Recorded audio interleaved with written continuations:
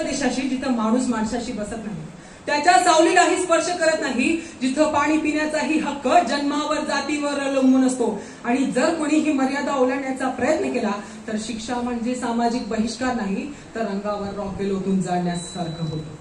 हे कुठल्या गुलाम देशाचं चित्र नव्हतं, हे चित्र होतं आपल्या भारत देशाचं. हो, तोच भारत देश जो जगातील चौथी सर्वात मोठी अर्थव्यवस्था म्हणून ओळखला जातो. तोच भारत देश ज्याला आपण म्हणतो माझा भारत देश महान. पण त्या महानतेच्या मागे किती अंधार लपला होता हे कोणी पाहिलं का?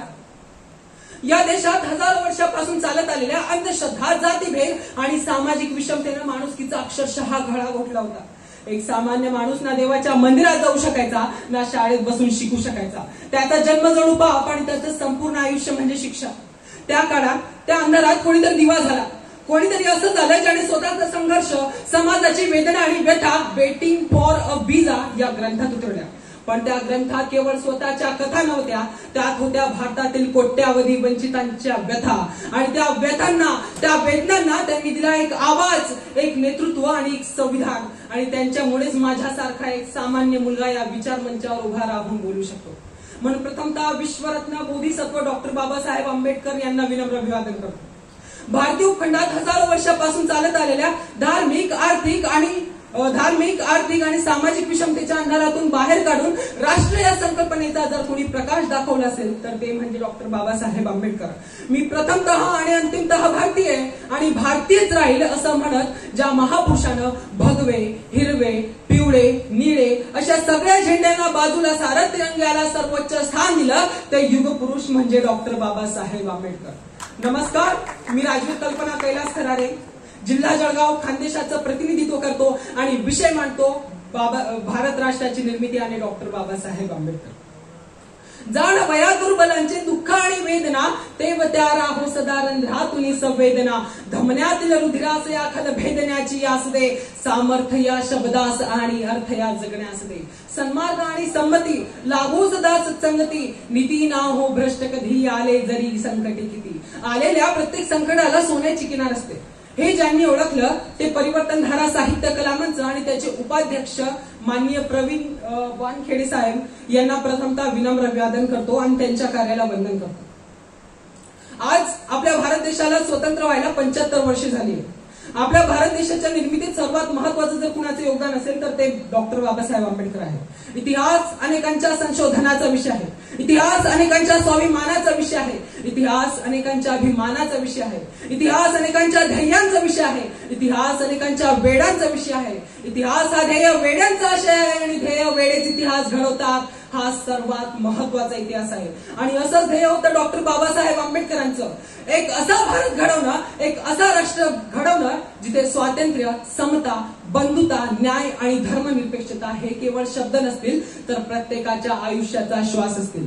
एक असा भारत घडवणं जिथे स्त्रियांना अधिकार असतील, वंचितांना संधी असेल आणि विषमतेचा विषयच अस्तित्वात नसेल. एक असा भारत जो सर्वांचा आहे आणि सर्वांसाठी आहे. असं भारत घडवण्यासाठी बाबासाहेबांनी आपलं संपूर्ण आयुष्य, प्रत्येक क्षण आणि प्रत्येक श्वास या राष्ट्राला अर्पण केलं. ते फक्त स्वप्न पाहणारे नव्हते तर त्या स्वप्नाला सत्यात उतरवणारे शिल्पकार होते. संविधानाच्या निर्मितीपासून सामाजिक चळवळीच्या उभारणीपर्यंत आणि अन्यायाविरुद्ध खंड लढ्यापर्यंत त्यांनी दाखवून दिलं की खरी राष्ट्रनिर्मिती ही केवळ राजकीय स्वातंत्र्यात नसते तर मानवी प्रतिष्ठा, धर्मनिरपेक्षता आणि सामाजिक समतेत असते. म्हणून म्हणावं असं वाटतं, दलितांचे ते तलवार होऊन गेले, अन्यायाविरुद्ध प्रहार होऊन गेले. दलितांचे ते तलवार होऊन गेले, अन्यायाविरुद्ध प्रहार होऊन गेले. होते ते गरीबच मात्र या जगाचे कोहिनूर होऊन गेले. मात्र या जगाचे कोहिनूर होऊन गेले.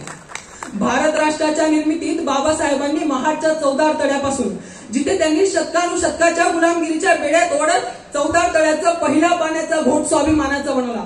काळाराम मंदिर सत्याग्रहातून जिथे देवाच्या दारावर समानतेची ठिणगी फेटून भेदभावाच्या भिंती हादरवल्या.